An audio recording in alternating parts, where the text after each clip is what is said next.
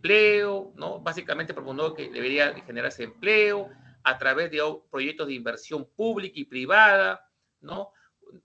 Proyectos de infraestructura. Entonces, todo lo que sea construcciones, sea proyectos, ¿no? Va a generar obviamente empleo, y si genera empleo va a generar ingreso, y si genera ingreso va a generar consumo, y la economía se va a reactivar. Entonces, eso es lo que proponía John Maynard Keynes. Entonces, aquí podemos ver nosotros que en este caso, lo que está hablando en el texto se relaciona mucho con la escuela keynesiana. ¿Ya? ¿Preguntas hasta acá?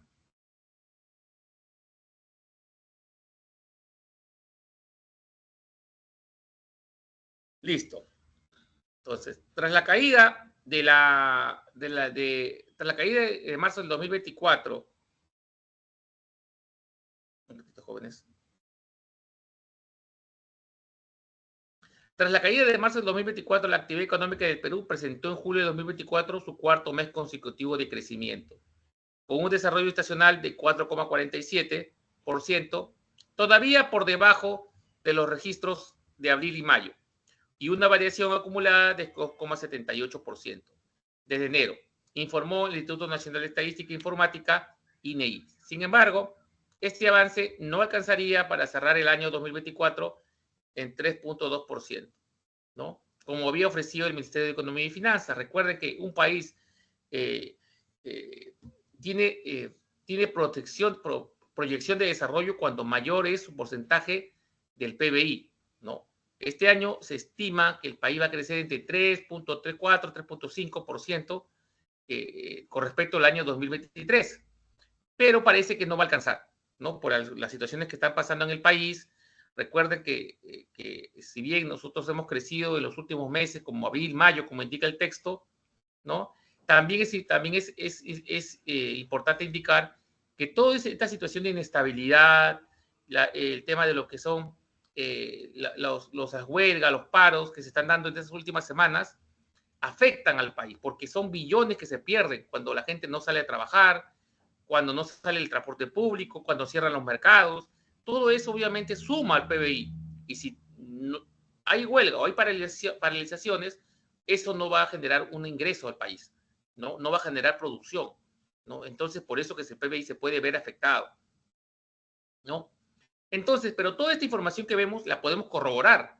Básicamente, como indica el texto, lo puede básicamente validar a través de la información que nos da el INEI, el Instituto Nacional de Estadística e Informática. Son datos que pueden ser trazables, datos que también te puede dar el Ministerio de Economía y Finanzas. Entonces, son datos reales, o sea, se describe la realidad tal como es. Entonces, podría ser, de las 5 alternativas, podría ser la economía positiva, sí, podría ser, pero como no tenemos alternativa a la economía positiva, entonces sería una de las ramas, que sería la economía descriptiva, ¿no? La economía descriptiva es una parte de la economía positiva en la cual detalla los hechos tal como son, pero los datos que se ofrecen son verificables, se pueden consultar fuentes secundarias para poder validar la información, tal cual lo estamos viendo en el texto. Entonces, acá la alternativa sería la D.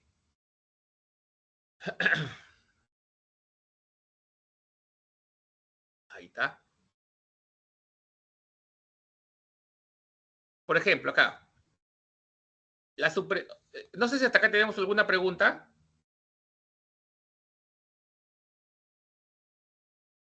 Ya.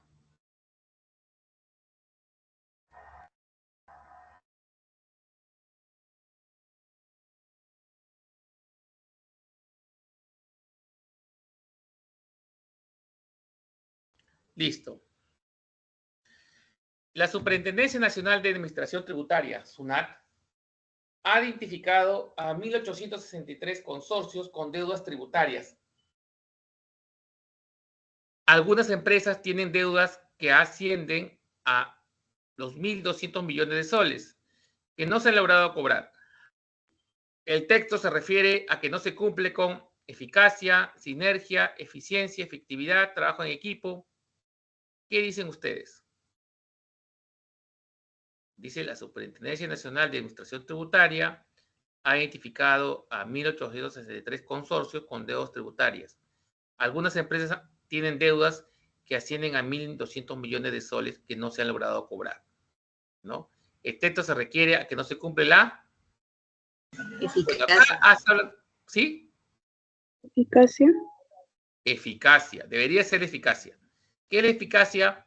La eficacia es lo que nos logramos proponer, básicamente una meta, ¿no? La eficacia está relacionada con las metas, ¿no? Por ejemplo, ustedes, ¿cuál es su meta a corto plazo? Ingresar a la universidad, ¿sí o no? Esa es su meta.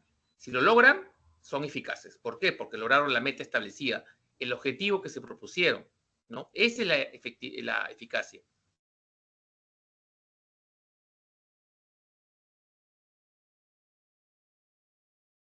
Número 6. Bueno, esta es una pregunta en la cual es teórica, pues no, en realidad es básicamente memorística, porque en realidad lo que tienes que leer son las escuelas, ¿no? Representantes de la economía y quiénes son sus representantes de cada escuela, ¿no? Ahí tenemos la escuela fisiocrática, la escuela neoclásica, la escuela mercantilista y la escuela monetarista.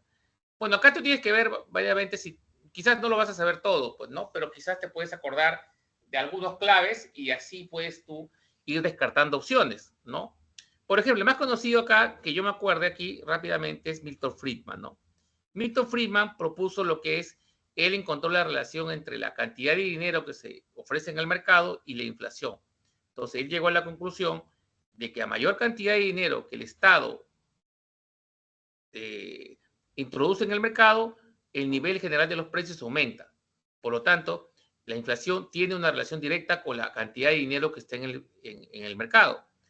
Entonces, Milton Friedman, por lo general, él propugnaba la escuela monetarista, ¿no? Entonces sería la 4C. Si es la 4C y yo busco acá, por descartes, la única 4C es la A, ¿no? Entonces, como es la única alternativa 4C, entonces yo tranquilamente puedo decir, sin perder mucho tiempo, marco la A, ¿no? Porque también recuerden que en un examen no necesariamente es el que más sabe, sino es el que sabe, pero también es hábil al momento de optimizar el tiempo. Eficiencia. Eficiencia es optimizar el tiempo, ¿no? Recuerden que el mayor enemigo en su examen de admisión no es quizás el conocimiento. Quizás ustedes lo pueden saber, pero lo que va a determinar la cantidad de puntaje que van a obtener es el tiempo, cómo administran correctamente el tiempo. No se pueden demorar demasiado en una pregunta. Entonces tienen que también ser hábiles y astutos en ese sentido. Por eso que acá yo solamente me acordé de esta, escuela monetarista, ¿no? Milton Friedman, y acá está, y tal cual, ¿no? Perdón, estoy hablando. Escuela monetarista y Milton Friedman, ¿no? Entonces, con esa ya descarté las demás. A ver.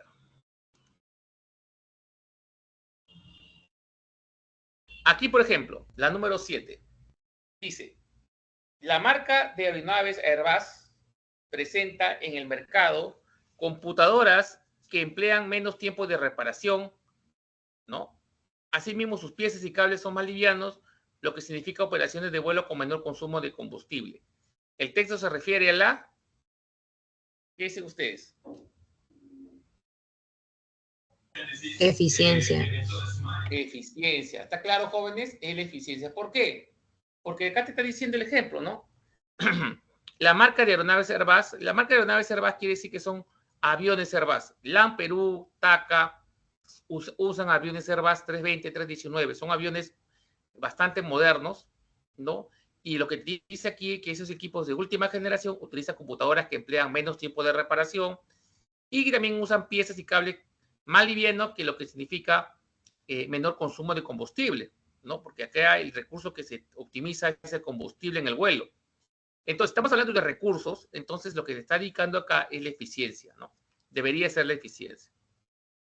Sí, es la eficiencia.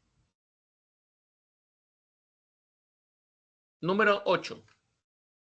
El Perú tiene un sistema económico que considera libertad privada combinada con planificación económica centralizada y regulación gubernamental.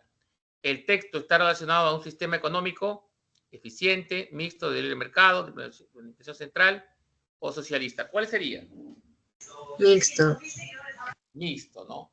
¿Por qué mixto?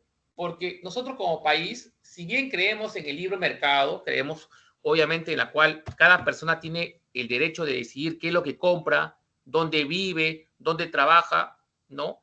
Pero también el Estado, de alguna forma, no interviene en las empresas, sino interviene como un regulador. ¿Y cómo interviene el Estado peruano? A través de instituciones, ¿no? Que justamente han sido creadas para hacer ese tipo de supervisión. Por ejemplo, OCITEL, OCINERMIN, ¿no? SUNAS, ¿no? ¿Qué más? Indecopi, ¿no? Todas esas instituciones son organismos creados para regular la actividad económica de un sector de la industria. Por ejemplo, ¿no? Cuando ustedes todos tenemos celulares y cuando tenemos un problema, nos aumentan el costo de la mensualidad de la modalidad de pago, por ejemplo, de Entel, tú lo que haces es quejarte primero de Entel. Si Entel no te hace caso, ¿a quién te quejas?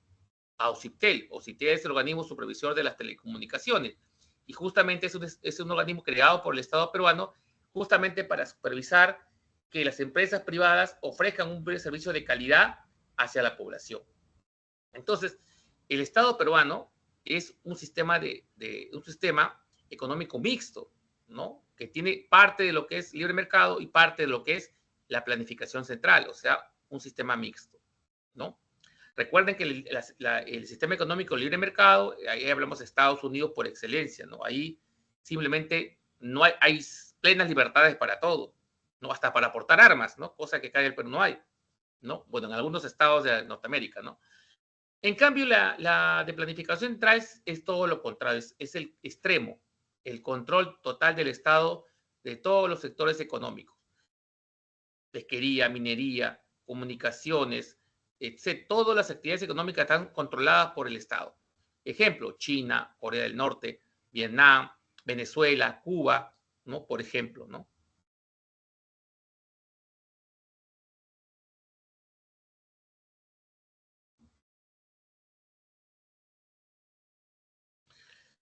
Número 9.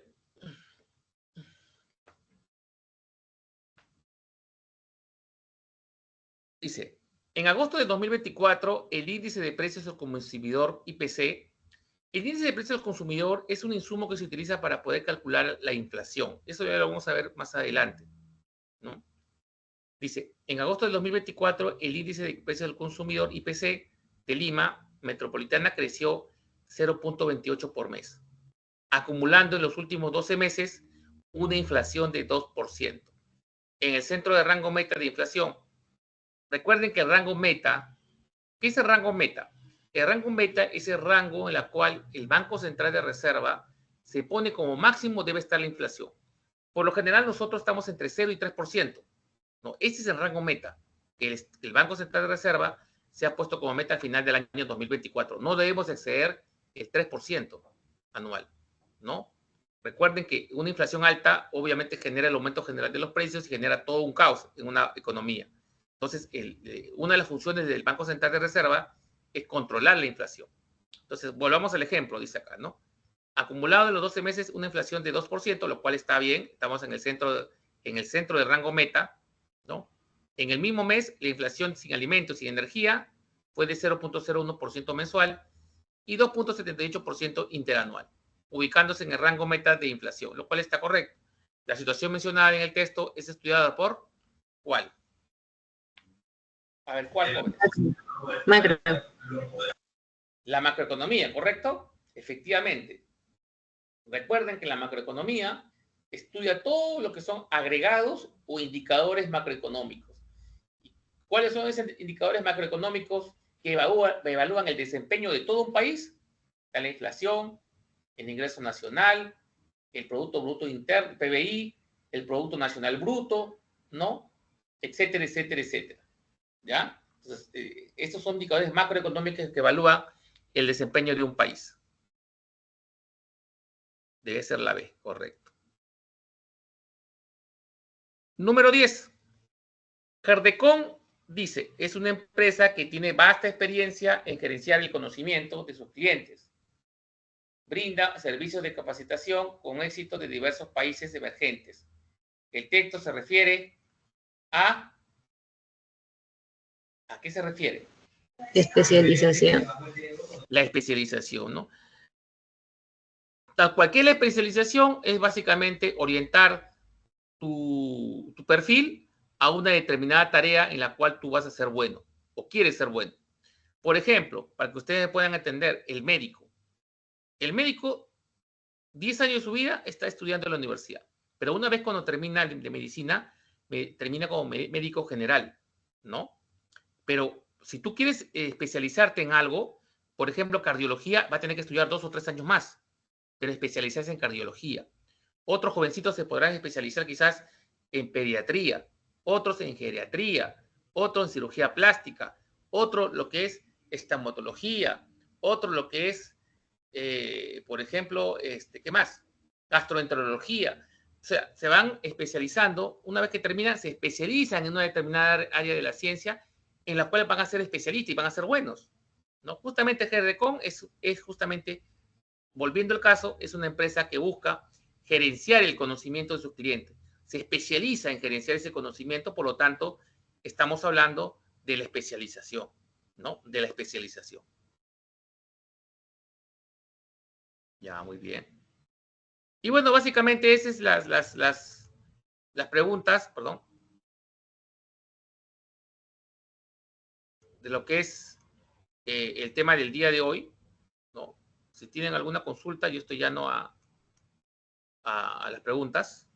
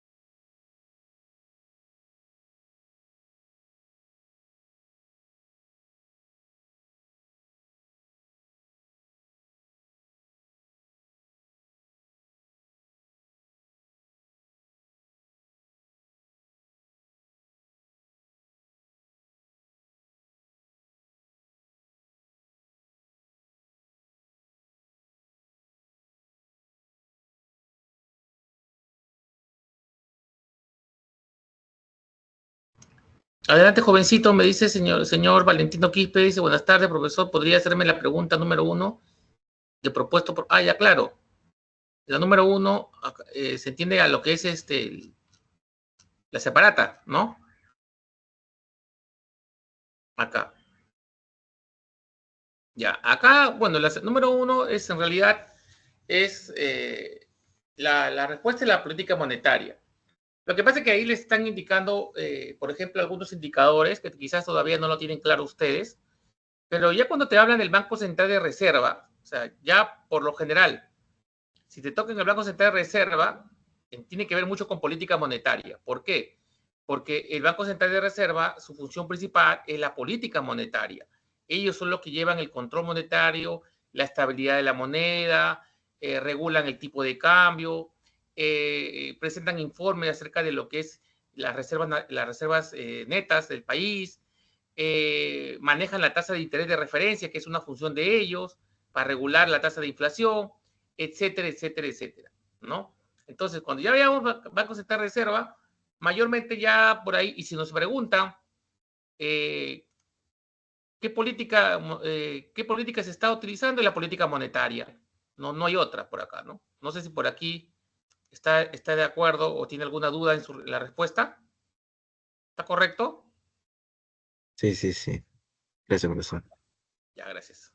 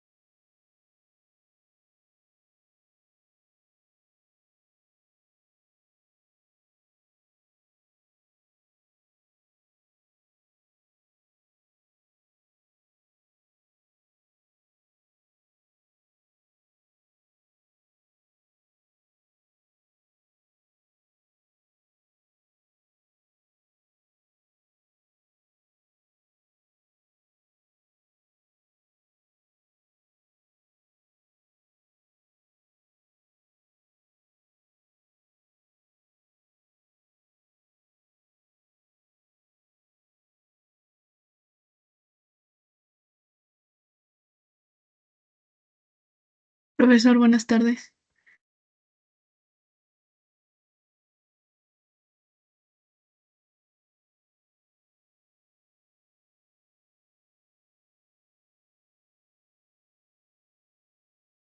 Sí, señorita, dígame. Disculpe, le había preguntado en el chat que si hay horarios establecidos para esto. No entiendo muy bien cómo funciona. No, mire, por ejemplo, yo tengo horarios hoy día de 3 a 5. No sé si habrán otros horarios. Y quizás eso sí le puede ayudar el tutor. Creo que tienen un tutor. No, ellos creo que quizás le pueden decir qué horario tienen las consultas académicas. Y en cuanto a consultas académicas, o sea, en ese intervalo de tiempo le podemos hacer cualquier pregunta sobre el curso o el tema. Sí, en realidad sí. Lo ideal sería pues que sea de la primera semana, ¿no? Porque pues, yo sé que ayer me han preguntado desde hasta no sé de qué examen, de qué año, ¿no? Pero la idea es tratar de ver lo que se puede en lo que está alrededor de la semana, ¿no? ¿No? Ok, profesor, gracias. Ya.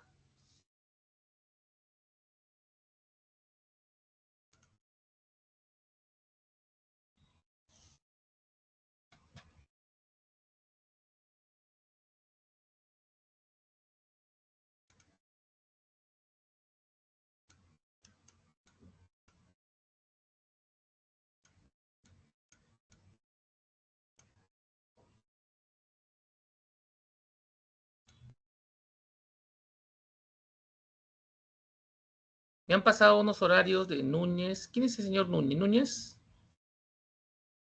El señor Villavicencio Cabán Ángela. Bueno, ese horario no sé de quién es.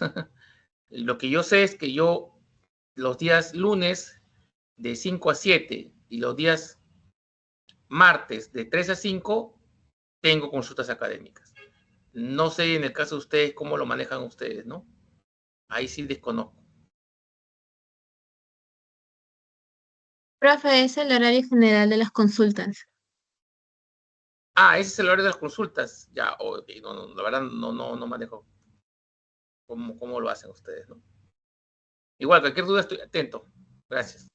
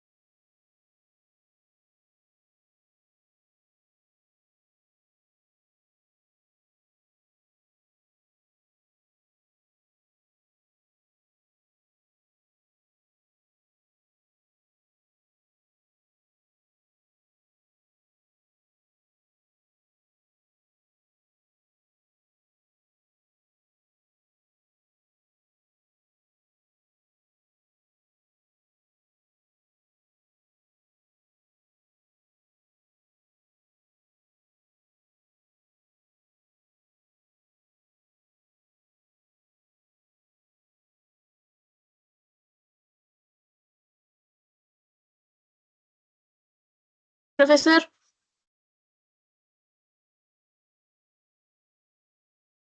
Sí, adelante. eh, ¿podría hacer un resumen de la clase de esta semana? Yo aún no la he llevado. ¿Cuál clase? De la semana uno, yo aún no he llevado la clase, pero quisiera tener para ir leyéndolo. A ver, pues ya rápido, porque acá solamente hacemos consultas, no repasos de las clases, pero voy a hacer una excepción, ya, para que algunos que quizás no lo han estado ahí, ya. Recuerden, estas consultas académicas no son clases, son consultas académicas, ya. Entonces ahí hay que tener cuidado con eso. Un ratito, vamos a ver, rápido nada más. A ver. A ver, pantalla. Ventana, ya está.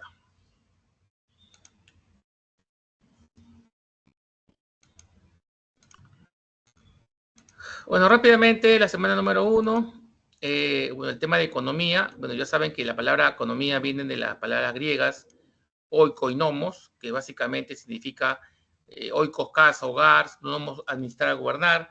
Entonces, la definición de economía básicamente es la administración del hogar, básicamente, ¿no? Bueno, pero en realidad es una ciencia social que básicamente administra los recursos que son escasos, los recursos que tenemos en la naturaleza que son escasos, frente a las necesidades ilimitadas del ser humano, ¿no? Recuerden que las necesidades del ser humano son ilimitadas.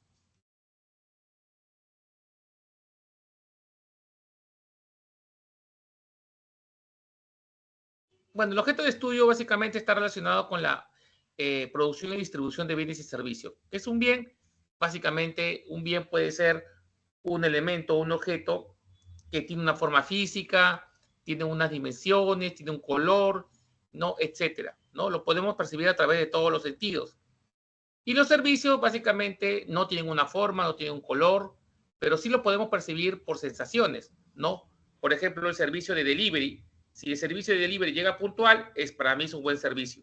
Si el servicio de delivery llega tarde, para mí es un mal servicio.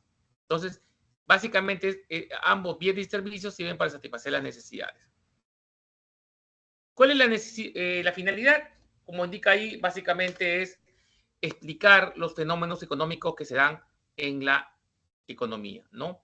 Para eso se determinan leyes económicas que vamos a ir estudiando más adelante. Por ejemplo, una ley podría ser la ley de la oferta y la demanda, la ley de lo que es el dinero, ¿no? La ley de lo que es de Fisher, etcétera. Hay varias leyes que va específicamente a explicar un poco estos fenómenos económicos, ¿no?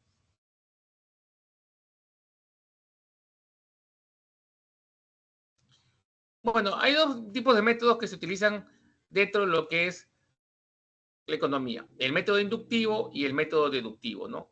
El método inductivo va de lo particular a lo general. Por ejemplo, ¿no? Cuando el precio del limón aumenta, ¿no? Lo consumo menos, ¿no? Mayormente es el método inductivo, ¿no? Por ejemplo, si la cebolla, ¿no? Aumenta de precio, consumo menos. Si sube el precio entonces, puedo concluir de varias situaciones específicas, puedo concluir algo general. Cuando sube el precio de los productos, mi consumo disminuye, ¿no? Ese es el método inductivo, va de una situación particular o de situaciones particulares a situaciones generales, ¿correcto? Ese es el método inductivo que se utiliza no solamente en economía, sino también en otras disciplinas, ¿no? Por ejemplo, psicología. El método deductivo va de lo general a lo particular, ¿no? Por ejemplo, si un producto tiene sustitutos, su demanda es elástica, ¿no? Entonces, un caso particular podría ser los automóviles tienen sustitutos como motos, bicicletas, taxis o transporte público, por lo que se deduce que su demanda es elástica. Entonces, de una situación general, ¿no? La situación general, por lo general, son leyes mayormente, ¿no? Y efectivamente, los productos sustitutos, ¿qué es un producto sustituto? O sea, el que tiene, por ejemplo, un producto sustituto para mí del agua, perdón, de una gaseosa sería el refresco. Si no hay refresco, tomo agua, ¿no? Entonces, ese es un producto sustituto. Si no hay pan, como galletas, ¿no? Si no hay queso, como mantequilla, si no hay mantequilla, comeré tortilla y otras cosas, ¿no? Entonces, a eso le llamamos productos sustitutos. Reemplazan a un producto principal que al final tiene la misma función, ¿no? Entonces, en ese caso, nos dice que la demanda es elástica. Y es verdad, ¿no? Todos los productos que tienen demanda elástica, por lo general, tienen bienes sustitutos, ¿no? Esa es una ley, que ya la vamos a ver más adelante. Entonces, de una ley general, de una situación general, puedo especificar que los automóviles tienen sustitutos como motos, bicicletas, taxis. También yo puedo decir que el café tiene sustitutos. Por ejemplo, tiene el té, el cuáquer, la manzanilla, etcétera, etcétera, etcétera, ¿no? Entonces, así puedo yo deducir de una situación general a una situación particular. ¿Ok? Entonces, esos serían los dos métodos que se utilizan dentro de la economía.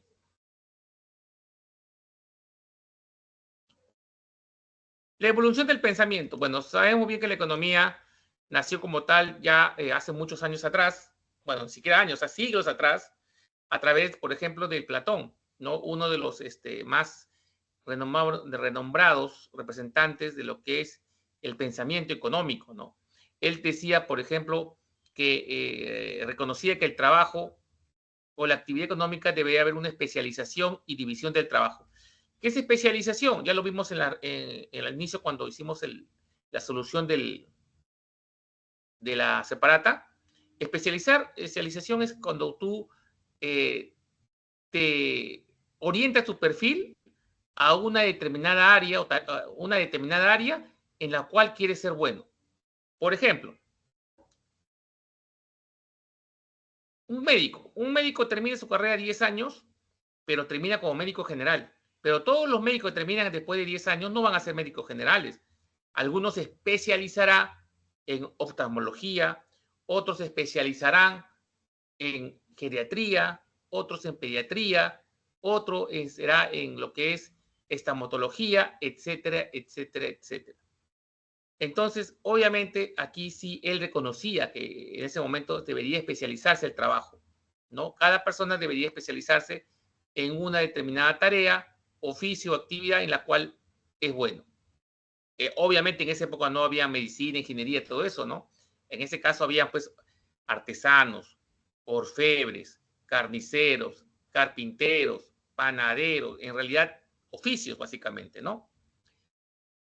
También nos decía en el tema de lo que es la eficiencia, la productividad. Él se basaba mucho en el tema del control del Estado, ¿no? ¿No? Él también nos hablaba de las ganancias. Si bien era un mal necesario, se tenía que generar, porque es básicamente la rentabilidad que obtiene el dueño del recurso cuando genera valor a ese recurso, ¿no?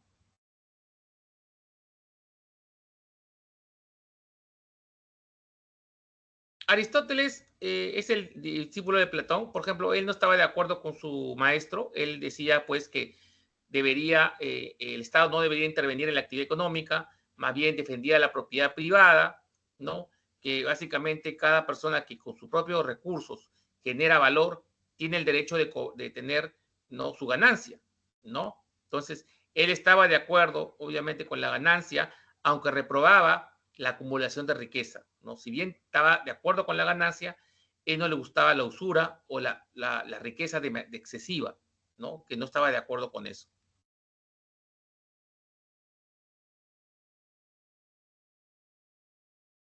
Bueno, en la Edad Media ya apareció el futbolismo. Recuerden que la Edad Media comenzó aproximadamente en el siglo V después de Cristo, ¿no? El año 470 y tantos, ¿no? Cuando cayó el Imperio Romano de Occidente, ustedes saben más que ellos, ¿no? ¿No? Más que yo en ese sentido, ¿no? Y ahí comenzó la Edad Media, ¿no? La época de la oscuridad, le decían, ¿no? Durante 9 siglos prácticamente no hubo ningún avance científico. Básicamente este tipo de edad había mucha presencia de reyes, feudales, ¿no? Tierras, ¿no? Mucha presencia de la religión, ¿no? Básicamente de lo que es la religión católica, ¿no? Entonces, obviamente era un tema bastante, muy ligado a lo que es el rey y la religión, ¿no? Si bien el mayor representante es el señor Tomás de Aquino, él obviamente también reconocían como todos el interés, ¿no? Cuando tú vendes o transformas un bien, un recurso en un bien, tienes el derecho de cobrar un interés o un adicional por el valor que estás entregándole a ese producto. Entonces, él reconocía el interés como algo normal, algo que sí realmente debería darse, ¿no? Pero condenaba la usura. Y la usura es la excesiva cantidad de riqueza.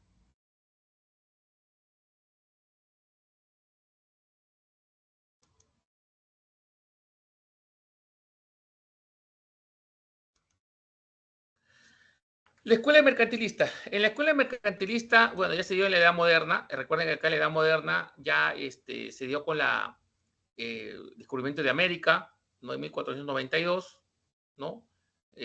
Bueno, algunos dicen que comenzó en 1453 con la caída del Imperio Romano de Oriente, con la caída de Constantinopla. Sea el caso, fue una época de descubrimientos, ¿no? Esta época, ¿no? Plena Edad Moderna, donde obviamente las colonias occidentales, España, Portugal, Holanda, ¿no? Comenzaron a descubrir nuevos lugares, nuevas tierras, y ahí comenzó la colonia, pues, ¿no? Los ingleses llegaron a Norteamérica, los franceses también llegaron a Canadá, también, los españoles llegaron a todo lo que es América Central, América del Sur, ¿no? Los portugueses llegaron a la parte oriental de América del Sur, los holandeses en la parte de lo que es el norte de América del Sur, ¿no? Y así podemos encontrar varios tipos de colonias, ¿no? Entonces, la escuela mercantilista básicamente se basaba en el comercio del oro y la plata, básicamente, ¿no? Es lo principal que generaban ellos. El que tuviera mayor control del oro y la plata, o la nación que tuviera mayor control del oro y la plata, obviamente generaba mayor rentabilidad para la empresa, ¿no? Mayor rentabilidad para el país, ¿no? Ellos propugnaban la intervención del Estado para proteger justamente ese comercio del oro y la plata con las colonias, ¿no? Acá sus representantes son, pues, como ven ustedes, Jean-Baptiste Colbert, Antoine Montaigne y Thomas Moon, que es el más conocido, ¿no?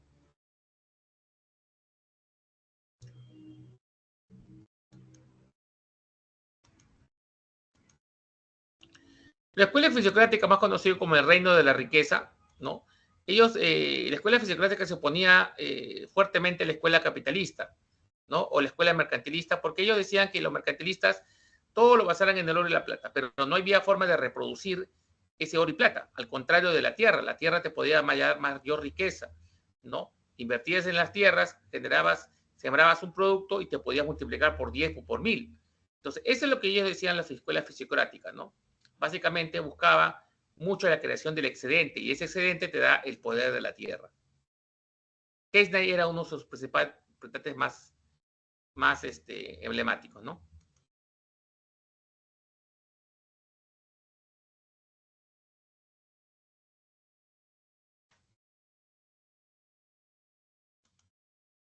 A finales del siglo XVIII, ya prácticamente en la edad contemporánea, entrando un poco en la edad contemporánea, aparece la escuela clásica.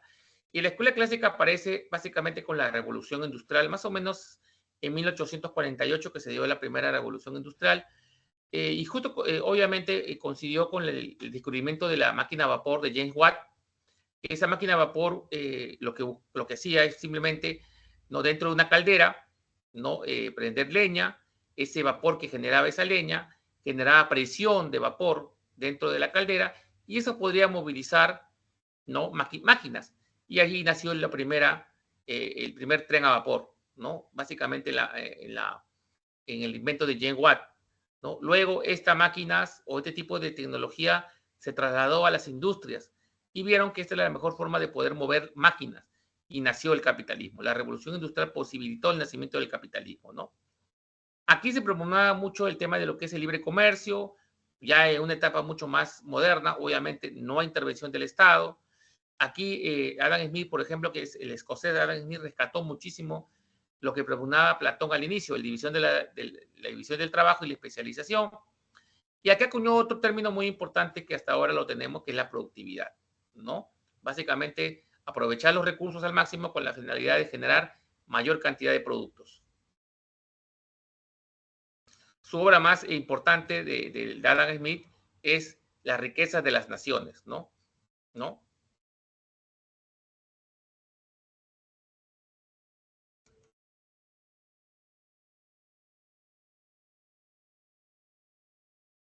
Acá también David Ricardo, que es otro representante más conocido dentro de la escuela clásica, él propugnaba muchísimo lo que es, por ejemplo, la ventaja comparativa de las naciones, ¿no?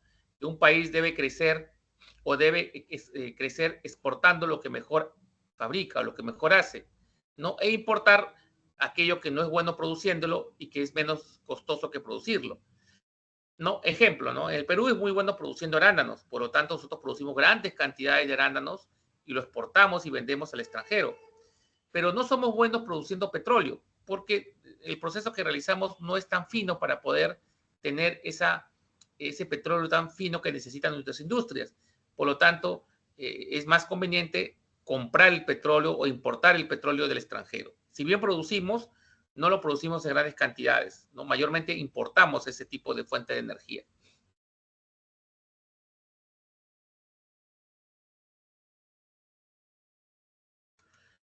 La escuela marxista nació específicamente por ¿qué les puedo decir? Como una respuesta a la escuela clásica, ya que la escuela clásica se generó una lucha de clases. Los que poseían el capital o los dueños de los recursos, que era el rico, ¿no? Y el que trabajaba para ellos, o sea, la clase trabajadora. Generó una gran diferencia, ya que en las industrias recién formadas había mucha explotación, ¿no? El rico explotaba al pobre y el pobre, lamentablemente, se volvía más pobre por la explotación. No habían condiciones salubres de trabajo, no habían seguros, no habían derechos. Entonces, a raíz de todo ese tipo de injusticia, nació, pues, la escuela marxista, ¿no? Los que más representantes son más conocidos son el señor Carlos Marx y Federico Engels, ¿no? En esta etapa se acuñó mucho el término de la plusvalía. ¿Qué es la plusvalía? Es la cantidad o es la ganancia que es generada por el trabajador, pero que finalmente, ¿quién se lo queda? El dueño de los recursos, ¿no? Esa es la plusvalía.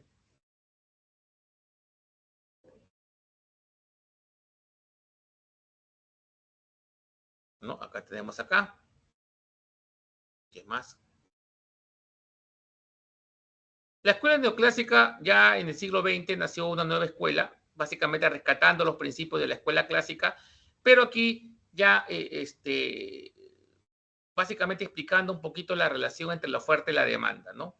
Ellos identificaron que existen dos fuerzas invisibles en el mercado que siempre interactúan, pero que nadie las conoce, y él les llamó la oferta y la demanda, ¿no? Entonces, este tipo de relación se decía pues que eran dos fuerzas invisibles que siempre nosotros las hacemos, las practicamos, pero no sabíamos qué era eso, ¿no? Y es muy fácil identificarlo. Yo cuando quiero ir a comprar a la tienda, yo soy el consumidor y el de la bodega es el ofertante, ¿no? Yo voy a comprar una gaseosa, 6 soles, yo estoy de acuerdo con el precio de comprarlo y el vendedor está de acuerdo en venderlo a 6 soles. Entonces, en ese momento hay la interacción entre la oferta y la demanda, se determina el precio de equilibrio, el punto de equilibrio. Entonces, ahí se puede demostrar tan fácilmente en un ejemplo sencillo la relación entre la oferta y la demanda.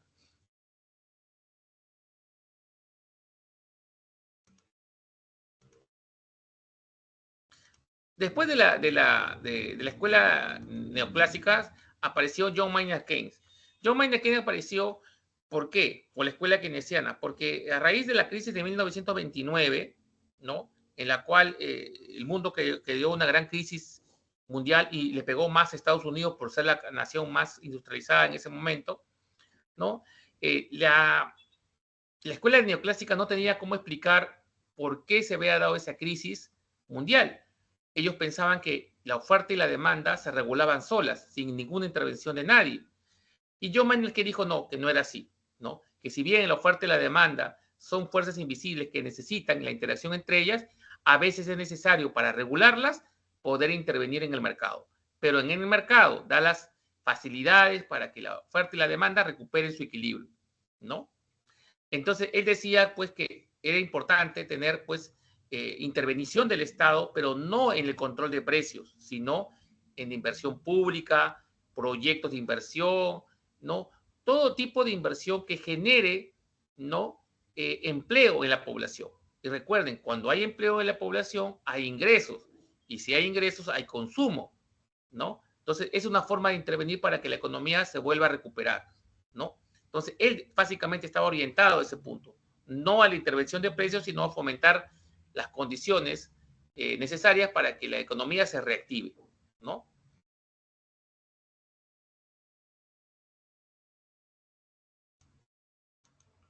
Bueno, la escuela monetarista rápidamente es básicamente una escuela que fue impulsada por Milton Friedman, ¿no? Él, por ejemplo, relacionó en los 70 más o menos que las presiones inflacionarias o la inflación se debía a un aumento, al aumento desmedido de dinero en el mercado, ¿no? ¿Qué quiere decir?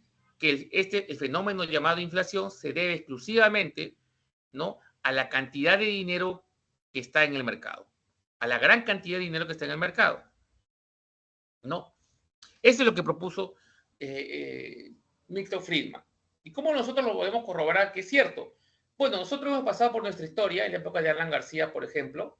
¿Él qué hizo? Cuando se quedó sin divisas, sin dinero, porque él se cerró al mercado internacional, no le pagó al Fondo Monetario, no le pagó al Banco Mundial, prácticamente le hizo lo que conocemos como perro muerto, ¿no?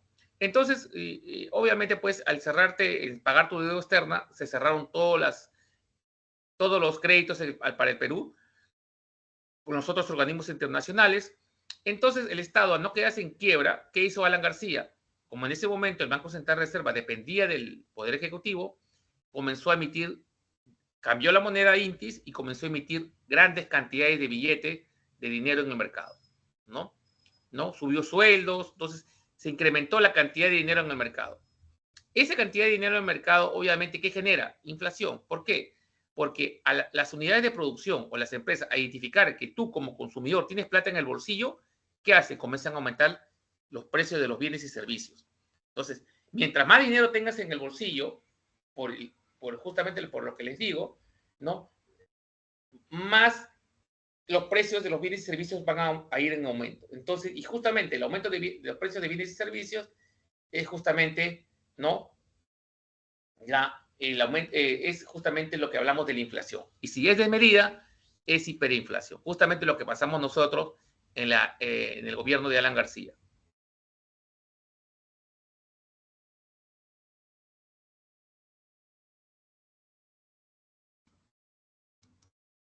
Bueno, acá van a ver la división de la economía. La de economía se divide básicamente en economía positiva, ¿no?, lo que es, o sea, lo que se detalla los hechos tal como son. Economía positiva. Por ejemplo, la inflación del año 2023 fue de 3.5%. ¿Es verdad? Sí, es verdad, porque yo lo puedo verificar ahí en las fuentes del INEI, el Banco Central de Reserva, perdón, el Banco Central de Reserva, el Ministerio de Economía y Finanzas me pueden dar la información de que efectivamente en el año 2023 la inflación del año fue de 3.5%, ¿no? Entonces, la economía positiva describe la realidad tal como es. La economía descriptiva proporciona los datos mayormente, ¿no? Se basa en fuentes secundarias para poder obtener el valor exacto. O sea, aquí la economía descriptiva detalla claramente cómo se van moviendo los indicadores de ciertas variables económicas. Por ejemplo, lo que acabo de decir, ¿no? La inflación en el 2023 fue 3.5 y eso fácilmente se puede demostrar a través de fuentes secundarias. La teoría económica es otro que describe la realidad tal como es, pero en base a leyes, en base a normas, ¿no? Por ejemplo, la microeconomía estudia el comportamiento específicamente o la relación que existe entre las empresas, que son las unidades de producción, y las familias, que son las unidades de consumo. En el caso de macroeconomía, mayormente se estudia lo que son agregados macroeconómicos, o sea, indicadores macroeconómicos de un país, o sea, evaluar el rendimiento de un país o el desempeño de un país. En este caso podemos encontrar, ¿no?, por ejemplo, la inflación, que sería un agregado macroeconómico, el PBI, el Producto Nacional Bruto, el ingreso nacional, son variables macroeconómicas, ¿no? Y la escuela normativa es básicamente estudia lo que debería ser, o sea, lo que debería ser pero no es, ¿no? Por ejemplo, lo que debería ser pero no es, por ejemplo, todos los estudiantes preuniversitarios no deberían pagar pasaje. No deberían pagar pasaje. Gratis deberían viajar en el tema de transporte. Eso que lo que para mí que debería ser, pero en realidad lo es, no lo es. Entonces, la escuela normativa se basa en juicios de valor, ¿no? En lo que para mí podría ser una alternativa. Dentro de eso podemos ver lo que es las políticas económicas. Son medidas que se toman en el Estado para el bienestar de la economía. Todas las políticas económicas no van a ser 100% efectivas, ¿no? Por eso que es parte de la economía normativa, ¿no? Y esas políticas económicas se dividen en política fiscal y política monetaria. Política fiscal es básicamente el tema de lo que son los impuestos, ¿no? No todas las personas pagamos impuestos. Deberíamos pagar todo, pero no todos pagamos, ¿no? Y la política monetaria también, ¿no? También sería parte de lo que es el tema de la escuela de la economía normativa. En la política monetaria, ahí interviene directamente el Banco Central de Reserva. Es básicamente una función específica del Banco Central de Reserva ahorita, ¿no? Y hablando en el Perú, a partir de la Constitución del 93, ya el Banco Central de Reserva del Perú es autónomo, por lo tanto, son los encargados de manejar la política monetaria de un país, ¿no? Ya no interviene el Poder Ejecutivo ahí.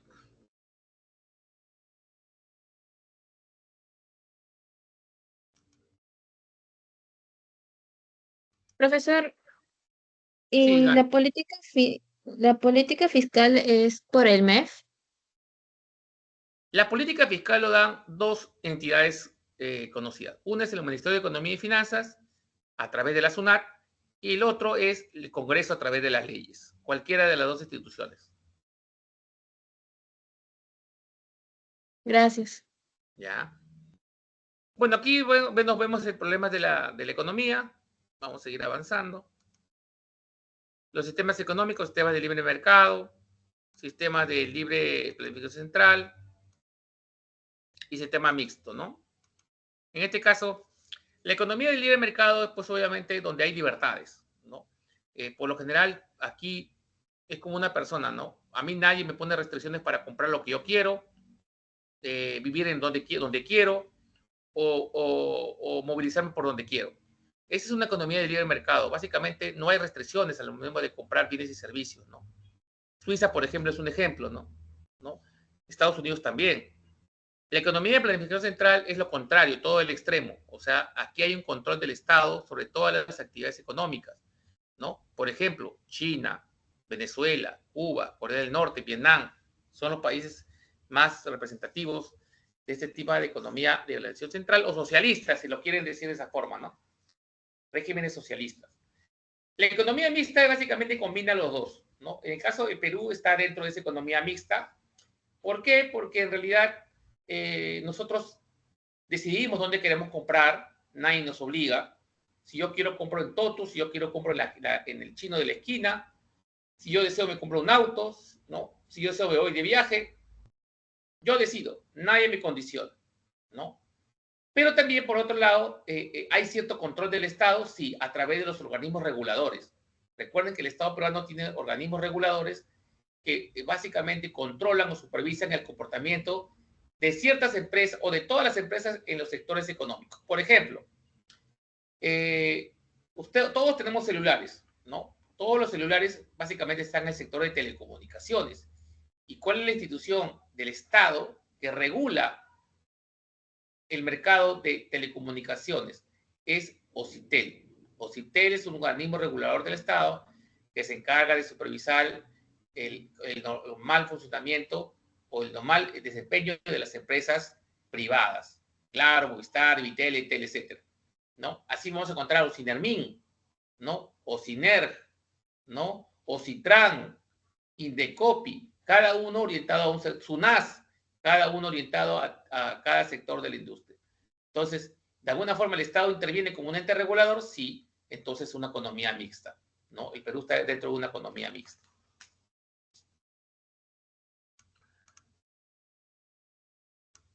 Bueno, el tema de eficacia y eficiencia es muy conocido. La eficacia es a dónde vamos, la meta, el objetivo final, y la eficiencia es cómo administramos correctamente los recursos. En el caso de ustedes, por ejemplo, ¿no? Ustedes, por ejemplo, están próximos a ingresar a la universidad. Si lo logran el próximo año, fueron eficaces. Y si los optimizaron el tiempo, los recursos, estudiaron, sacrificaron cosas, entonces también fueron eficientes. No solamente lograron ingresar a la universidad, sino también optimizaron el tiempo que ustedes le pusieron al estudio.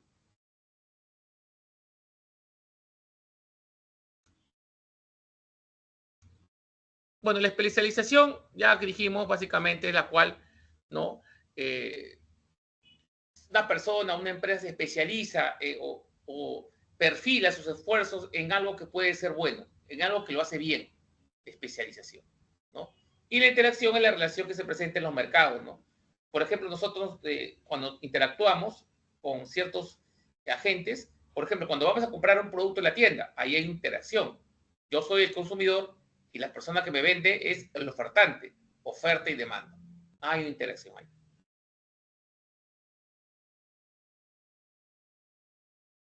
Y bueno, específicamente esa era la clase de hoy, ¿no? Ahí hice una excepción el día de hoy para que la señorita que me había comentado no había estado presente, pero recuerden que este tema no se ve en las consultas académicas, ¿ya? Las consultas académicas solamente son para dudas. Yo resuelvo la separata, hablamos un poquito de las preguntas, las respuestas que tengan dudas y otras consultas que puedan tener, ¿ya? Clases no se hace por aquí, ¿ya? Clases no es la modalidad de consultas académicas, ¿ya? A ver, un ratito, la pregunta 5, ¿no? Vamos a ver.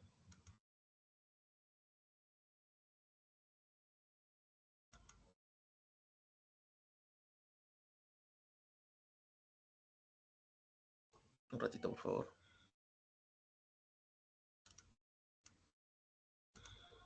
Ya, vamos a ver.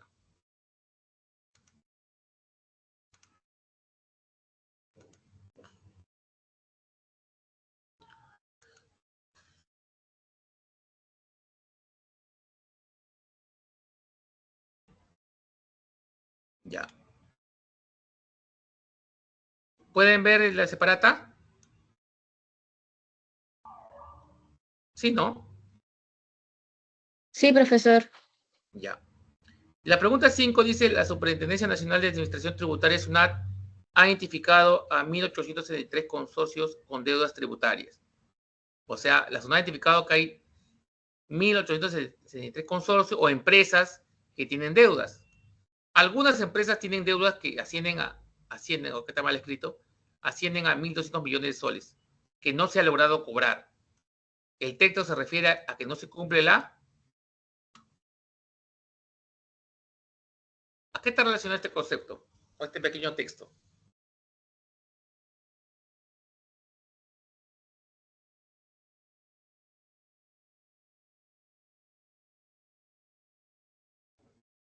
Ya, aquí está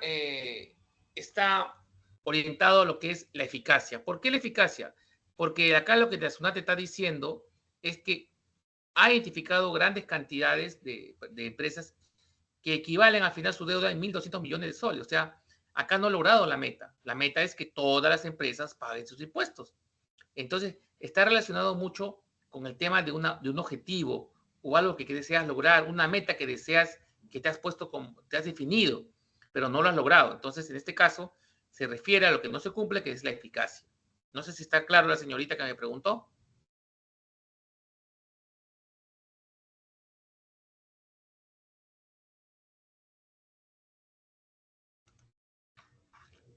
Ok, gracias.